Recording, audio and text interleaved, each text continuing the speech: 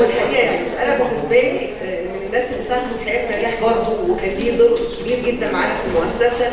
سجل معانا الحقيقه في بودكاست كوتشنج بلا حدود بتاع المؤسسه مجموعه من الحلقات، والحقيقه من الناس الداعمين جدا للمؤسسه كوتش الوعي التكاملي. لا وعمل إن شاء الله عضويه مدفوعه مع المؤسسه يعني مدرب معتمد، والحقيقه يعني خبره تزيد عن 15 سنه في مساعده الافراد على اعاده اكتشاف ذواتهم الحقيقيه وتحقيق التوازن النفسي والعاطفي. كوتش محمد الغندور.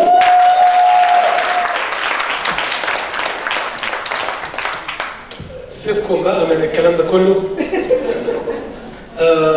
حضروا كده ورق واقلام عشان عايزين نشتغل شويه شغل تفاعلي زي ما بيسموه.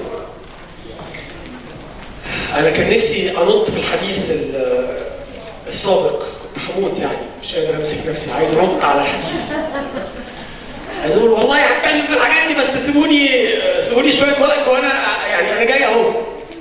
anyway تعالوا نعمل شويه حضور وبريزنس ونفعل حاجه صغيره بعتقد انها مهمه جدا جدا جدا لكل انسان بوجه عام، ولينا ككوتشز ناس بجد عاوزه تشتغل على نفسها علشان تقدر انها تساعد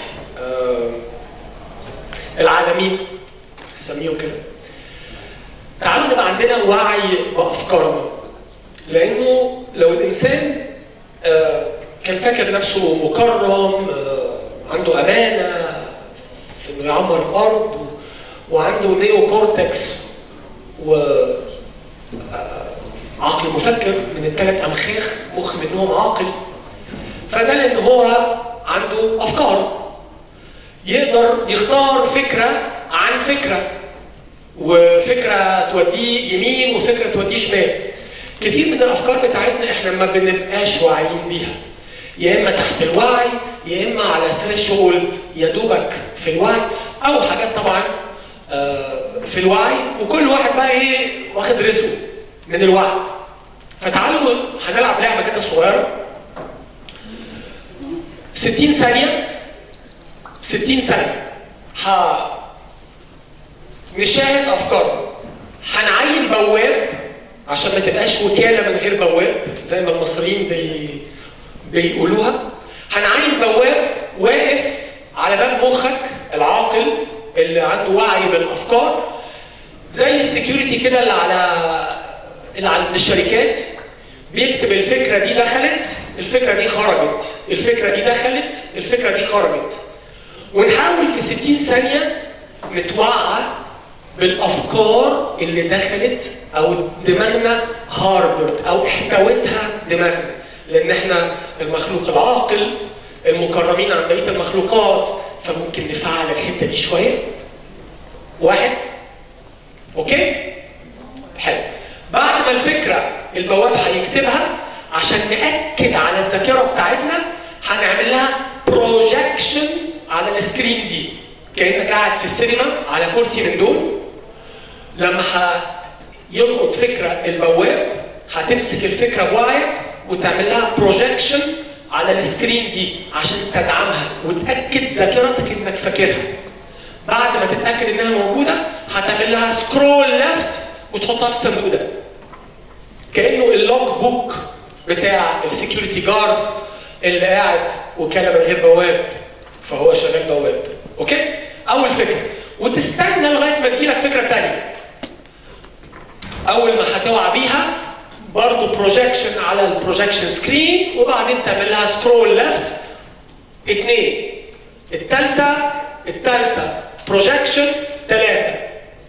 اي سؤال قبل الاكسرسايز؟ يلا 3 2 1. 60 ثانيه، غمض عينك، عين البواب، شاهد افكارك.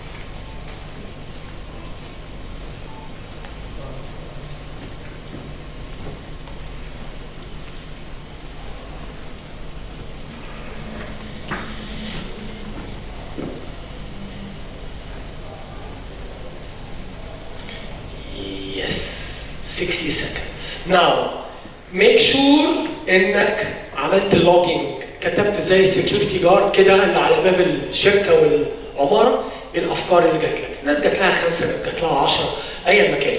Please make sure that you are logging your thoughts. Now, مين فيكم يقدر يريفيل يشاركنا اي فكره من الافكار دي؟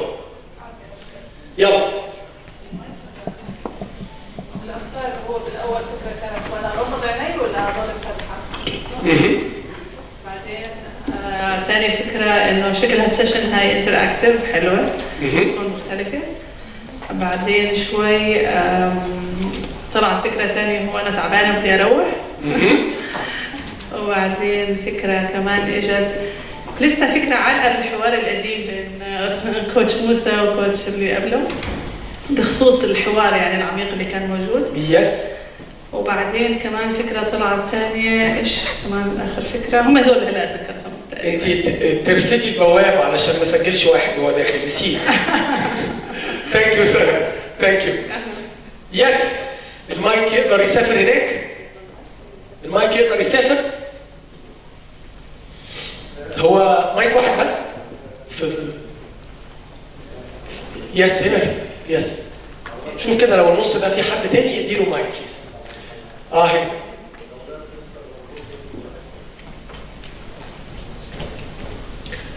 واحد. مساء الفل. هيخلونا نسمع بعض دلوقتي. هيشغلونا. طب ناخد هنا لغايه ما يصلحوا يس بليز. اول فكره جات لي اما غمضت عينيا حسيت انه في هولد، انا مش هفكر، انا براقب نفسي. انا عملت هولد على الافكار اصلا، وقفتها. نوت باد ات اول. دي اول حاجه. وبعدين بس على فكره دي فكره.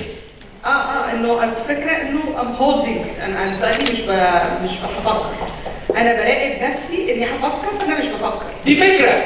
اوكي. دي اصلا فكره. انا براقب نفسي. ايوه. وشكلي كده مش هفكر. ايوه. نكست. 2.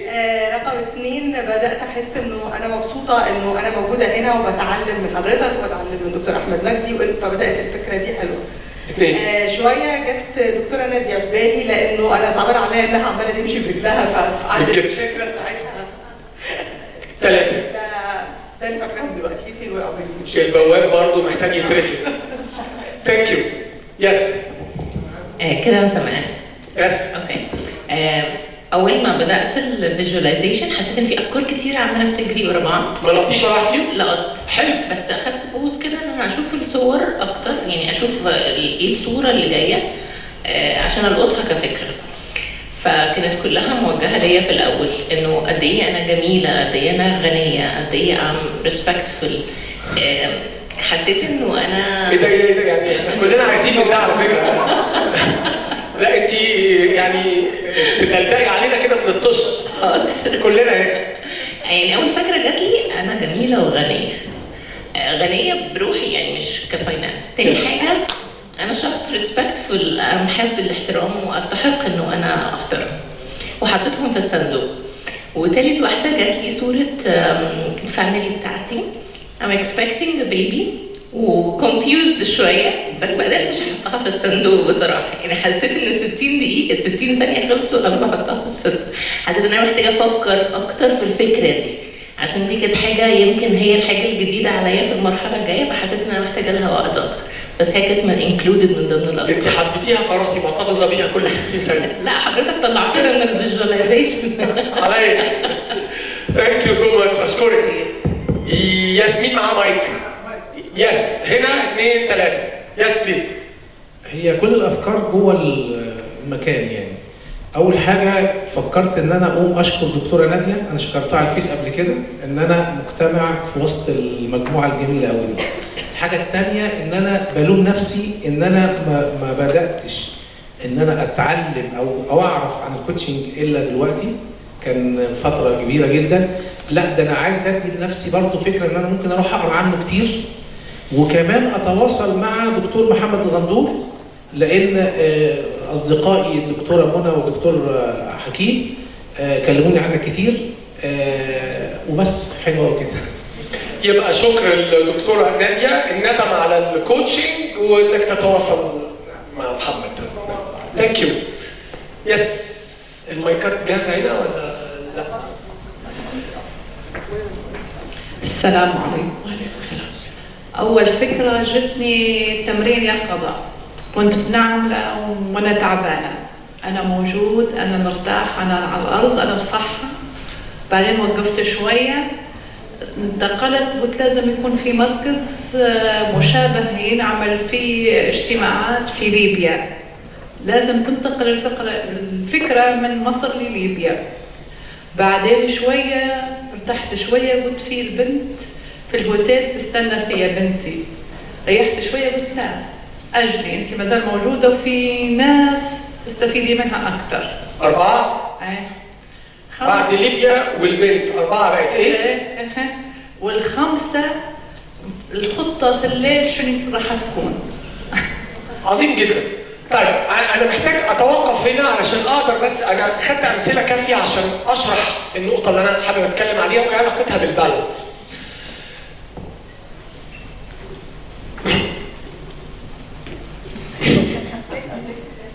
يس. مين فيكم لاحظ ان في من الافكار بتاعته حاجات ليها علاقه بفير اوف something وفي حاجات ليها علاقه ب desiring او loving something. هاخد من المثال، ممكن استاذن اسم حضرتك؟ سعاد. استاذه سعاد زميلتنا من ليبيا، لما افتكرتي ليبيا ولازم تروح دماغي ليبيا، هو لو ما راحتش دماغك ليبيا ايه اللي هيحصل؟ لا، ما راح يحصل شيء، بس الفكرة لازم في تخطيط وفي دراسة جدوى، وبعدين مفيش تخطيط ومفيش دراسة جدوى، ايه اللي هيحصل؟ أنا موجودة. يبقى ليه نطت ليبيا في بالك علشان دراسة الجدوى والتخطيط؟ لازم الفكرة جديدة. عايزين احنا بس ايه نطلع حاجة، لو ده خط الوعي، لو هنتخيل الايسبرج بتاع ام كلثوم حاضره معانا، لو تخيلنا الايسبرج بتاع فرويد وحطيناه هنا وقمه جبل الجليد والجبل من تحت الميه، ايه اللي في السب كونشس كان بيسوقك يزوقك تقولك التخطيط، ليبيا، البروجكت. خايف من ايه لو سعاد ما عملتوش؟ مش خايفة من حاجة، بس الموضوع محتاج تخطيط ومحتاج اتس اوكي، مش كلنا هنقدر. حلو قوي، حلو قوي، مفيش مشكلة خالص. مش هناك لسه، لكن دي فكرة خوف. معلش يمكن مش هنعرف نوصل لها دلوقتي. مين قادر يمسك فكرة خوف؟ حتى البنت اللي في الفندق ايه مشكلتها؟ موجودة تستنى. وايه المشكلة ما تستنى؟ عادي. بالآخر علشان في حاجة يمكن هتشعري بالذنب تجاهها، انتظرتك كتير، فانا خايفة من زعلها، خايفة على زعلها، خايفة تتضايق مني. هي افكار تحت الوعي، بس احنا بوعينا بنحاول نشدها نطلعها فوق. مين تاني قفش فكرة فيها خوف؟ يس. عندي بس الصوت لغاية ما المايك يجي. الفكره اللي جات لي ان انا هتاخر على الميعاد اللي بعد الايفنت، فكنت خايفه قوي، عايزه اكمل السيشن وعايزه اخرج، فجالي طول الوقت كده عندي عملاء وعندي ناس مستنيني، فلازم ما اتاخرش، فحسيت بالتوتر شويه وانا قاعده بفكر وبقعد. كل افكار الحب افكار جميله، الحاجات اللي احنا نفسنا نعملها، نفسنا نروح لها، افكار جميله جدا، لكن الهيبوكامبس بتاعنا في كده جزء في المخ مسؤول عن الميموري وعن السرفايفل، هو طول النهار هيطلع لنا افكار كلها لحسن البنت تزعل، لحسن الكلاينت يحصل فيه، لحسن ليبيا ما عملش كذا. افكار اللحسن لحسن لحسن لحسن لحسن بتطلع تستلمنا وبتوترنا بلا وعي. علشان كده مهم قوي تعيين الانر اوبزرفر ده، البواب بتاع افكارنا. ممكن اسمع افكار حضرتك برضو؟ ثانك يو. اولا ميرسي على الاكسرسايز ده، لان اول ما حضرتك شاركته معانا الافكار اللي جات لي هم كانوا 3 كلمات، والحقيقه ما شاركتش في الاول، قلت لان الناس كلها بتقول افكار فانا هقول 3 كلمات دول معناهم ايه يعني. بس مجرد ما شاركت لنا الشاشه دلوقتي انا اتخضيت لان ال3 كلمات كانوا وهقول لك انا فاهمه شاورتي على ايه. 3 كلمات كانوا حب، رزق، خصوصيه. واكتشفت ان في اللاوعي ان ممكن اكون مثلا كلمه حب دي جايه برضو من الفير، مش بس دايما انها لاف، لان ممكن بخاف من كتر ما بحب الناس فافقدهم، وممكن اكون دايما بسعى للحب علشان الاطمئنان. فشفت قد ايه الاشتراك يعني للفير واللاف ممكن من جانب اللاف بس. الرزق في لاف وفي فير برضه. الخصوصية ممكن انا في اللحظة دي علشان ده فير شوية، فكان واضح جدا. فين الفير بتاع الخصوصية؟ وصل لنا السلك كده؟ لان انا مثلا على المستوى الشخصي اوبن قوي، وبتوضح لي ان ده بيمنعني من الخصوصية فبيجيب لي مشاكل. اوكي. طيب على فكرة طبيعي جدا لو لقيت انه 4 من 5 9 من 10 افكارك بتوع عين. طبعا تاني مش كلنا هنعرف نلقط الدنيا من تحت ونشدها من اللاوعي الى الوعي. صدقوني كل ما هنعمل الاكسرسايز ده 4 5 مرات في اليوم 60 ثانية كل مرة هنعرف نبريك السبكونشس بارير ونبدا نجيب من تحت حاجات اكتر واكتر واكتر. ودايما لما هنعمل ده هنلاقي انه في افكار كتير جدا، وده سبب توترنا والهارت ريت اللي بيعلى والاوفر ويلمنج بتاعنا، المونكي مايند بتاعنا، هتلاقي حاجات كتيره جدا منه مبنيه على الاحسن الاحسن الاحسن الاحسن الاحسن الاحسن الاحسن. طب ايه الحل عشان نقدر ان احنا نتوازن ما بين القصه دي والقصه دي؟ اول حاجه محتاجين نبقى فاهمين انه ده شيء طبيعي جدا، لان احنا مبنيين تو سرفايف. رب العالمين خلقنا بالهيبوكامبس وبالاميجدالا، جزئين في المخ وظيفتهم يسجل يسجل يسجل يسجل كل الفيرفول ثوتس، كل الفيرفول ثوتس. قريتها في كتاب، شفتها في فيلم، سمعتها من زميلك، سمعتها من اختك، من زميلتك، it doesn't matter، هو بيسجل. سجل يا تاريخ، سجل وابعت لصاحبنا كل حاجه تساعده على انه يسرفايف.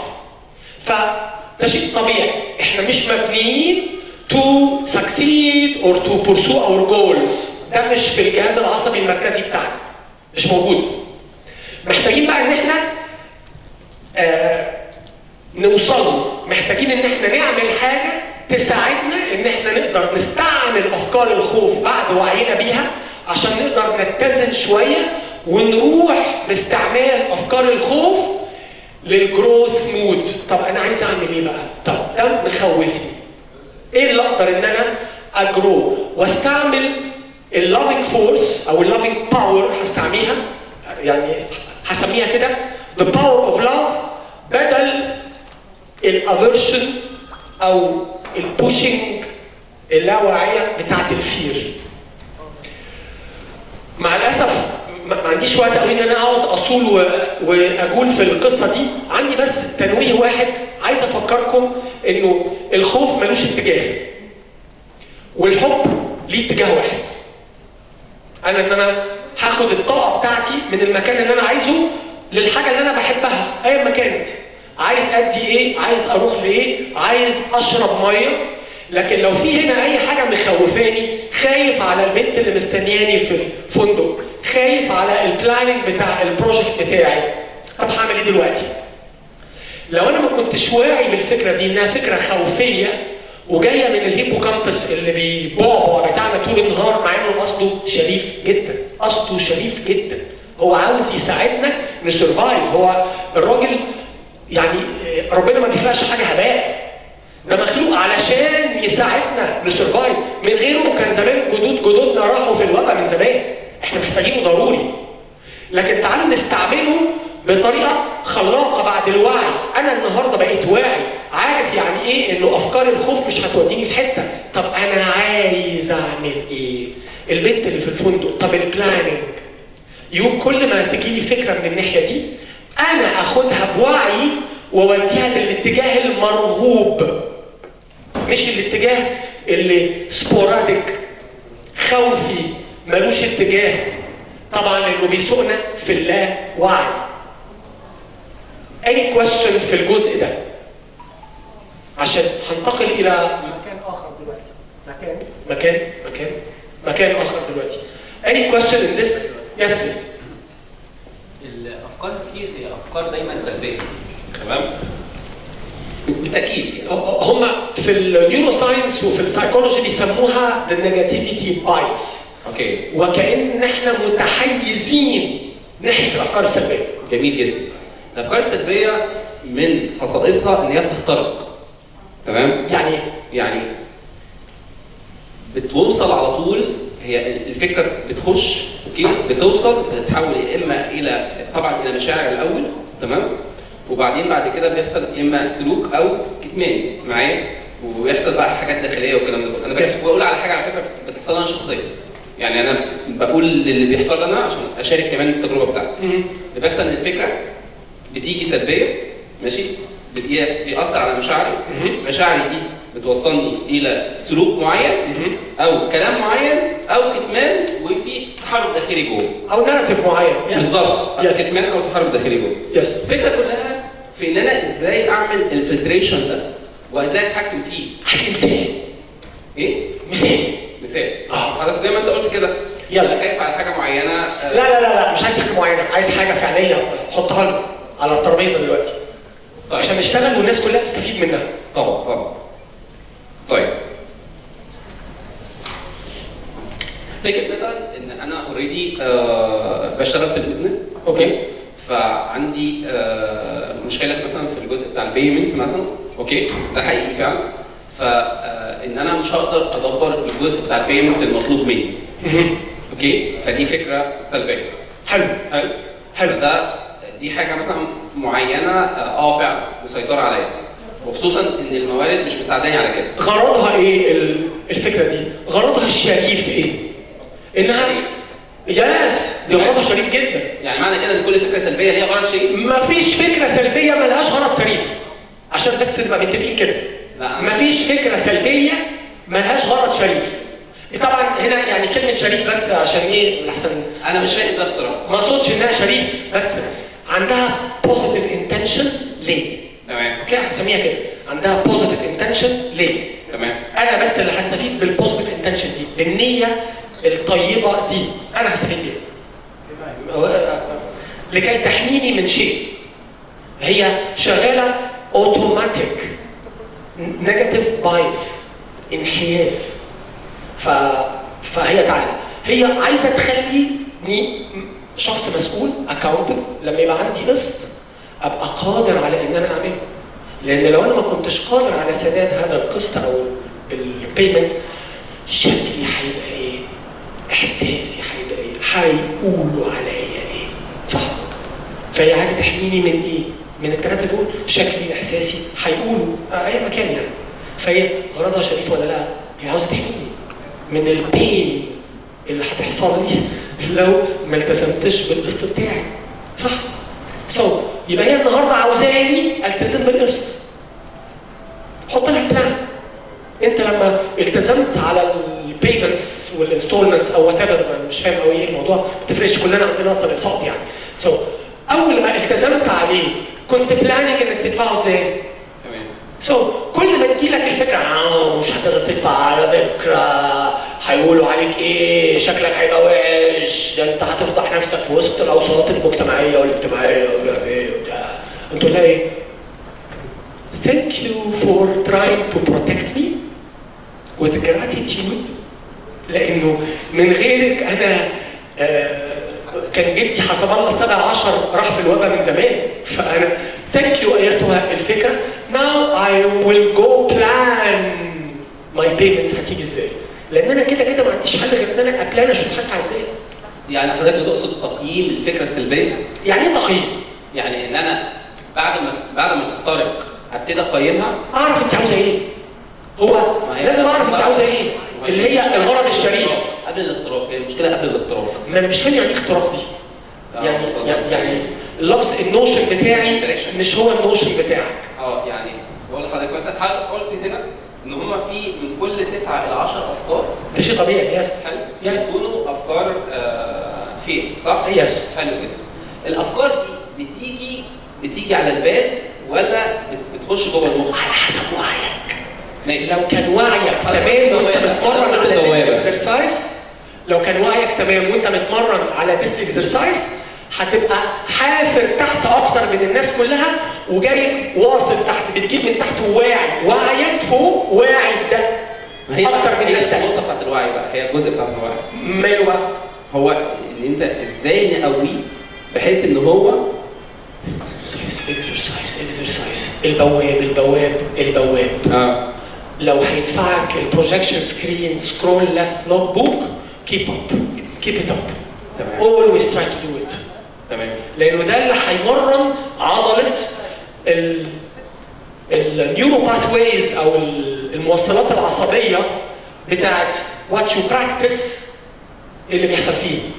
بيقولوا دايما ايه centers that fire together wire together في النيورو ساينس. كل اللي انت بتعمله المراكز، يعني انت لو انت بتعمل اي حاجه المراكز اللي بتشتغل مع بعض بتواير مع بعض، يوم بتبرمج الاشياء زي العربيه وسواقه العجله والكتابه واللانجوج واي حاجه ثانيه والافكار. جميل جدا. يعني كده الاوبزرفر ده انا اقويه ان انا اشغله كتير جدا، فبالتالي هو هيقوى، فهيبقى بالنسبه لي زي درع واقي كده في الافكار. It's not about درع واقي، هو انا عايز اوعى، ابقى واعي، معين البواب عشان ما تبقاش وكاله من غير بواب. اعين البواب. اعين البواب، هو ده الانر اوبزرفر، هو ده اللي انا محتاجه علشان ابقى انا عندي سيلف اويرنس. في الايموشنال انتليجنس بنتكلم عن 5 حاجات. دانيال جولدمان جميل جدا وكان حاجه كبيره جدا، لكن real self awareness is about that. What is really driving me? Is it fear or love? لانه انا محتاج استعمل الفير، محتاج استعمله، محتاجه جدا، ما اقدرش اعيش من غيره. بس انا اللي اسوقك، مش انت اللي تبقى سايقني وتخليني اعمل حاجات سبوراديك واهدر طاقتي. كل الاوفر ثينكينج بيحصل هنا. ضحك علينا ومسمي نفسه اوفر ثينكينج وهو ما فيهوش بشيلن ثينكينج. تمام. يس. شكرا جدا. شكرا. ثانك يو حبيبي. ثانك يو. يس بليز. طب ده اخر سؤال عشان انا هنتقل بعد كده. كوتش انا عندي سؤال بالنسبه للافكار السلبيه. مش دايما نحن ككوتشز بنقول انه اي فكره سلبيه بتجيك ما تركز فيها كثير، او بننصح الكوتشيز انه ما نركز فيها، ما نحللها، خليها تمشي. لا انا ما بنصحش بكده. اوكي. انت طبعا ما فيش، يعني على عيني وعلى راسي تصحي زي ما انت عايزه. انا بالنسبه لي ده رسول. ده رسول جاي يبعت لي مسج. اوكي. ولو انا سبته يعدي هو وظيفته يحميني، هو عاوز مني حاجه. طب ما يا عم اسالك انت عايز مني ايه؟ عايز مني ايه وانا اعمله لك؟ والله العظيم هعمله لك، بس سيبني في حالي، بطل تاكل دماغي. يعني لازم اي فكره سلبيه انا بتجيني احللها واسوي لها بروجكشن وافكر اذا هي شو الاصل تبعها، يعني شو تحتها. انت جايه تحميني من ايه؟ عندنا كده مسرحيه في مصر، انت جايه اشتغلي ايه؟ يقول له سواق يا ست هانم سواق. هو انت جايه اشتغلي ايه؟ عاوزه مني ايه؟ ادفع القسط، اراعي البنت اللي في الاوتيل، اخلي بالي من البروجكت اللي انا ما عملتلوش لسه بلاننج، وات ايفر، اخلي بالي من شكلي، هيبقى هحمي شكلي بالاقساط ازاي؟ ايا ما كانت. ولما اقعد كل ما تجيلي اخدها هناك، تجيلي اخدها هناك، تجيلي اخدها هناك، بعد شويه هتزهق لانها خلاص هتعرف ان انا بقيت سيف. فهنا هتعرف ان انا ما بقيتش محتاجها تاني انيمور. بس it needs time. وده بسميه جهاد النفس. جزء كبير من جهاد النفس في التزكية.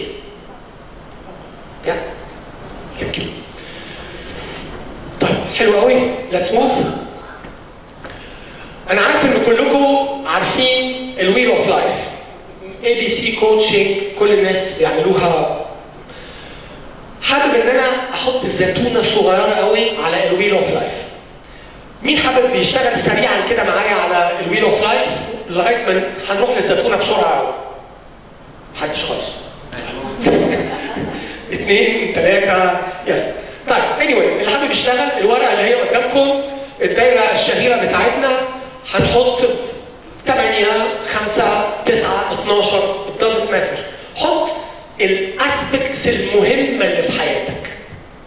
الحاجات المهمه ممكن تستعمل الفاليوز بتاعتك لو حابب، لو شايف ان هي دايما بتتجاذب اطرافك من تحت الميه مفيش مشكله يعني من تحت الوعي طبعا بقصد. مش لازم خالص تلتزم بدول بس حط الحاجات المهمه ليك. ايه اللي في السوشيال مهم ليك؟ ايه اللي في الكوميونتي مهم ليك؟ ايه اللي في البروفيشن مهم ليك؟ personal what؟ so try to be specific على قد ما تقدر. ويا ريت لو حد يبقى ماشي معايا علشان اقدر اشرح للناس كلها. مين يفولنتير يمشي معايا؟ يس حلو قوي. فولوينج خلصتي؟ لكن نقيتي الثمانيه. اوكي؟ عايزين مساعدات يا جماعه. مين هيلاقي الثمانيه تاني؟ انا عارف ان هو قتل بحثا. عايز اوصل زيتونه صغيره عشان هتفرق كتير قوي وهتسمع على موضوع الكوتش احمد في الكماليه. هتفرق معانا جامد جدا. وبشكرك ان انت سبقتني في مهدت لي السكه كويس. وفرت عليا حاجات كتير. ثانك يو. يلا الثمانيه عملتيهم؟ ده بالشفهي كده وكده بالمحبه وكده. حلو شغل المحبه ده. طيب عملتي سكورينج؟ كمان؟ ايه الشطاره دي؟ عملتيهم وعملتي سكورينج وبالمحبه كله؟ انا عملت كده يعني. وحافظاها جوه دماغك؟ ايه ده احنا معانا ناس شاطره قوي يا جماعه. ناس معديه البراميل. هاتي لي سكور. اي سكور واطي عنك. الفاينانشال.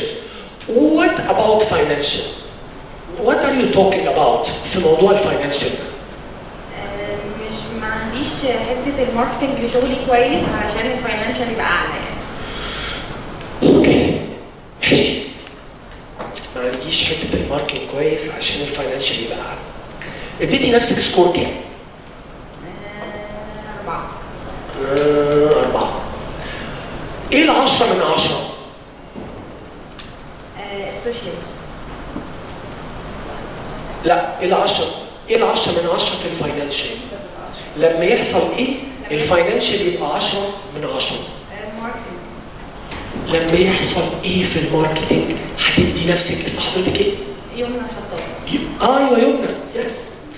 لما يحصل ايه يمنى هتدي نفسها في الفاينانشال 10 من 10. لما اجيب ايجنت يمشي لي الماركتنج بتاعي بتاع شغلي. وانت جبتي 4 من 10 ايجنت؟ لا انا عندي 4 من 10 لاني مش عايزه اجيب ايجنت. يبقى صفر.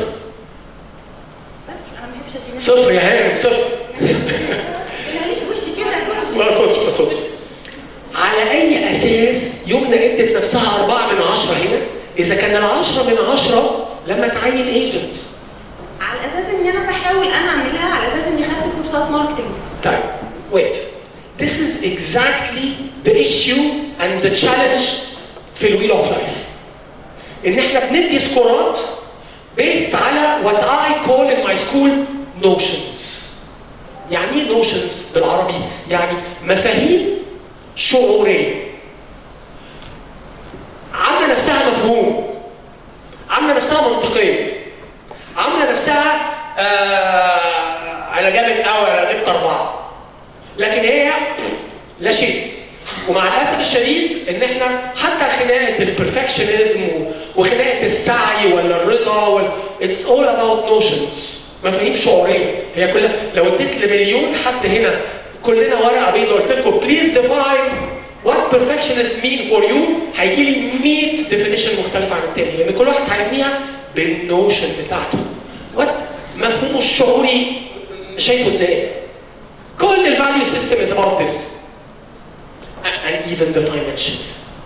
وعلى فكرة لما تعيني حد على حسب كلامك بتقولي لي لما اعين حد هبقى 10 من 10، طب افرض ما جابش؟ فين ال 10 من 10؟ يعني عارفه انه هيجي. شوف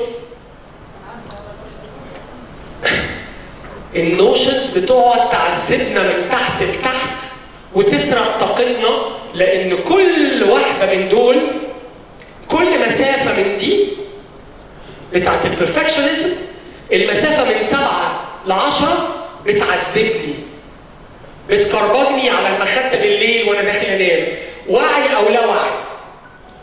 كل المسافات دي بتعذبني، وانا بصحى كل يوم الصبح كاني بجر عربيه خشب. عارفين الباعة المتجولين بتوع مصر ابو عربيات خشب ده اللي بيجر عربيه خشب، عارفينه؟ تخيلوا ان انت بتصحى الصبح تجر عربيتك الخشب دي عشان تسعى في يومك بعجل شكله كده، مجازا طبعا. ايه كم المجهود اللي انت محتاج تبذله؟ So it is very nice الويل اوف لايف اللي احنا بنعمله عامة، وهنجي لها بعد شوية، انها بليز ask yourself ايه ال 10 من 10 بتاعي؟ انا قاعد معذب نفسي بسكورات واطية ليه؟ البرفكشنزم اللي انا بدور عليه هو ايه بالظبط؟ فخلي مخك العاقل يتوعى بالمفاهيم الشعورية اللي سيئاني من تحت وانا ما اعرفش عنها حاجة. فكل سكور واطي من دول حد فيكم حطه، بليز اسأل نفسك هو لما ايه يبقى 10؟ واستعمل بقى كده مخك العاقل، وبقى تعالى احكي لي عن الويل اوف لايف بتاعتك. لانه حماده تاني خالص. هتنور لونك بالنسبه لك، وما عنديش مانع نفسي اشتغل على حد يشاركنا عشان بس الناس يا جماعه تبينج بونج. يس اديني سكور واطي او مش واطي، اي سكور. طيب هو في البيرسونال واي البيرسونال واي the personal why the why واو purpose personal why هي واخده 5 purpose I love it. مين؟ واخده 5 دلوقتي. طيب ليه بقى؟ ليه حضرتك؟ ال 10 من 10 ايه؟ فين البيرسونال؟ مفيش بيرسونال هنا. هنفترض كده ليه؟ لما يحصل ايه؟ البيرسونال واي بتاعك يبقى 10 من 10. لما يحصل حاجتين بيسكلي، الحاجه الاولانيه ان هي تبقى clearly defined قدامي، والحاجه الثانيه ان انا اكون living for it، يعني living for it. اوكي. يعني اللي انا بعمله فعليا هو translation او ترجمه للبيرسونال واي. طيب على اساس تدي نفسك 5 لانه I believe اللي انا بعمله دلوقتي في حياتي او في شغلي او في my personal mission انا شايفه الفاليو بتاعته، ولكن مع التغيرات اللي حاصله زي ما يكون في ريفيجن كده. شايفه الفاليو بتاعته، بتصحي كل يوم تعملي حاجه شايفه الفاليو بتاعتها. ليه 5 من 10؟ لان هي مش واصله للاوبتيمم. ايه الاوبتيمم؟ اللي هو ايه الاوبتيمم؟ الاوبتيمم ان هي تبقى ماتشنج مع اللي حاصل دلوقتي. يعني يعني ما هقولش. يعني انا بحس انه لازم يبقى في sort of continuous development ونوع من الموائمه اللي بيحصل في حياتنا دلوقتي. فاللي حاصل التشينجز يعني وقفان. عندك زيرو موائمه مع اللي حصل؟ لا مش زيرو ولا 100%. طب احنا قدامنا 5 دقايق. اوبا 5 دقايق مين؟ لا ده انا عايز 5 ساعات. لا ده احنا ورك شوب بقى يا حبيبي.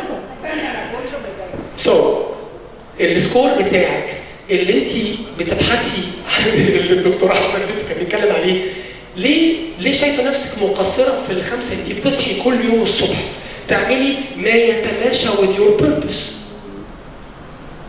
I wouldn't say ان هي 100%، عشان كده ال5 انا بعمل، فهي مش زيرو ولا بعمل الاوبتيمم، وهنا مش perfectionism على قد ما هو ان الواحد يبقى مستحضر النية 24/7 بس في اللي هو بيعمله.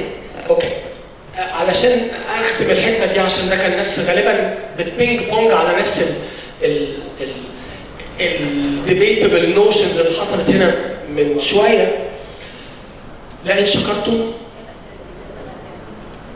المايك مش معاكي ولا ايه؟ لأزيدنكم. لا أزيدنكم. هتشكري مين؟ ربنا سبحانه وتعالى.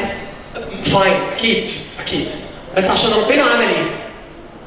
عشان ييسر لي الطريق ان انا اروح. يس.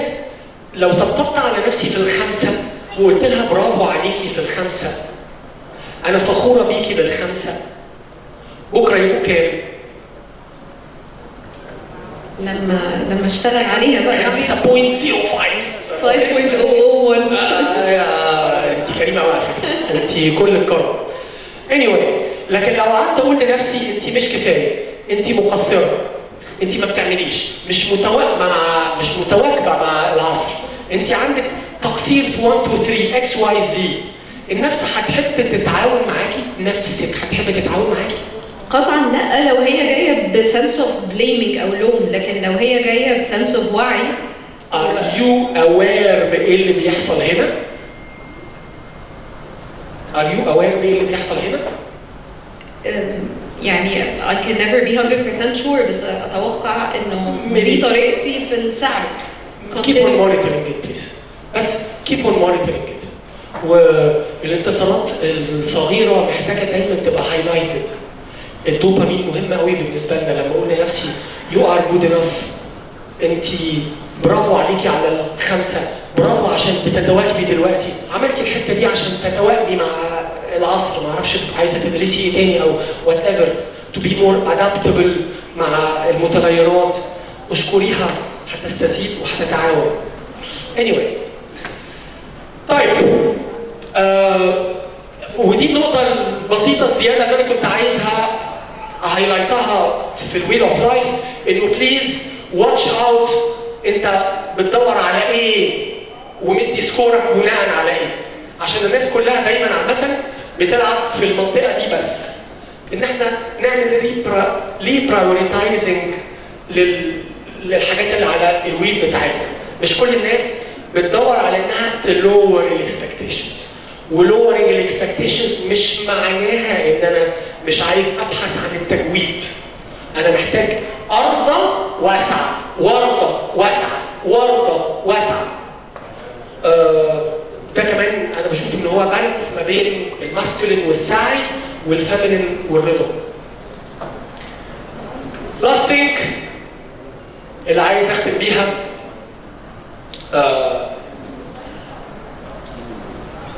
how are you balancing between your growth and your survival؟ هسهلها يعني بسيط، كل ما هو negative thoughts هو بيدفعني to survive، وكل ما هو loving thoughts هتدفعني to grow. كل ما بيتبع المينينج والبيربس بتاعي والديفلوبمنت بتاعتي حاجات ليها علاقه بالجروث. كل ما هو كومفورت زون ليه علاقه بالسرفايفل والفير ان انا اخرج من الكومفورت زون، وكل ما هو ليه علاقه بان انا learning, growing, expanding my comfort zone ليه علاقه بماي growth. How are you balanced between both? Keep on monitoring. لو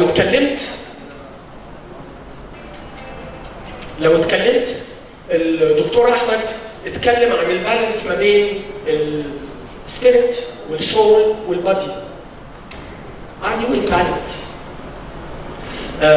امتى اخر مره حركت جسمك لانك بتحتفل بجسمك مش عشان عايز تخس؟ انا بحتفل بيك، انا سعيد بان انت عندي، بانك بتقدرني على السعي مش عشان انا عاوز اخس. النفس والشغل على النفس كله ليه علاقه بالمايند والهارت كوهيرنس.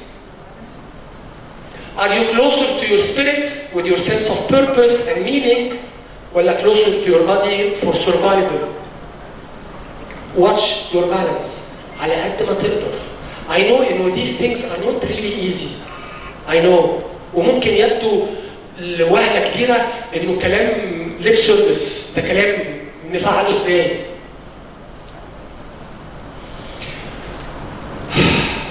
امتى بترست وامتى بتثرايف؟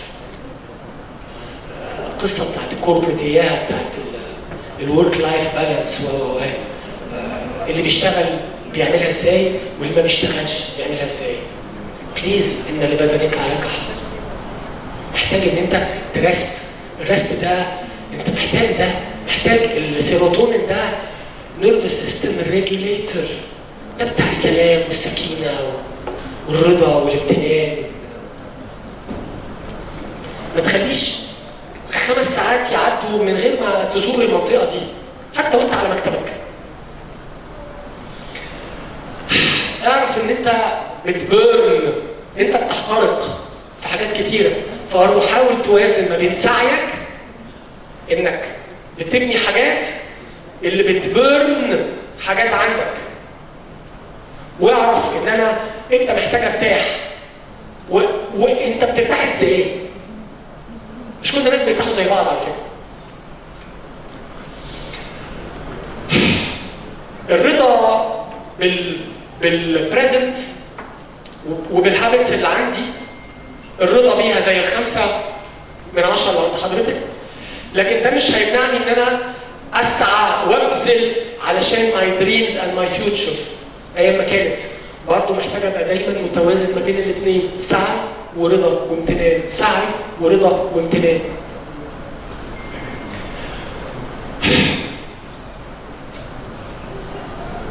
بشوف دايما انه الديزاير مربوط بالخوف من عدم تحقيقه. الرغبه الديزاير دايما فيها unconscious انكر كده، كانه ايه؟ انا خايف من عدم تحقيق الديزاير. فاللي بيحصل انه في ناس بتخاف تحلم، بتخاف انها تبقى عندها رغبات او انها تشيف حاجات، والحل في انك تروح على الهوب. الهوب اللي هو ايه؟ سعي بامل واسلام لامر الله في النتائج. انا هسعى وعندي امل في رب العالمين وانا مسلم امري ليه وراضي بالنتيجه اللي هتحصل. فانا مش متعلق بان لو ما حصلش انا هتعب وههبط وهيجي لي بين من عدم التحقيق. فبليز تبقوا سنه في البالانس ما بين الديزاير والهوب، وده على انرجي ليفل وده على انرجي ليفل ثانيه خالص. ده لو فايبريشنال فريكونسي وده فيري هاي فايبريشنال فريكونسي. طبعا لو بنتكلم على الماب اوف كونشسنس بتاعت ديفيد هوكنز يعني. ايه اللي بتعلق بيه وايه اللي بتسمح له بالتخلي؟ What are you holding on to؟ محتاج تسمح له بالرحيل. وايه اللي انت قادر to let it go and to let God.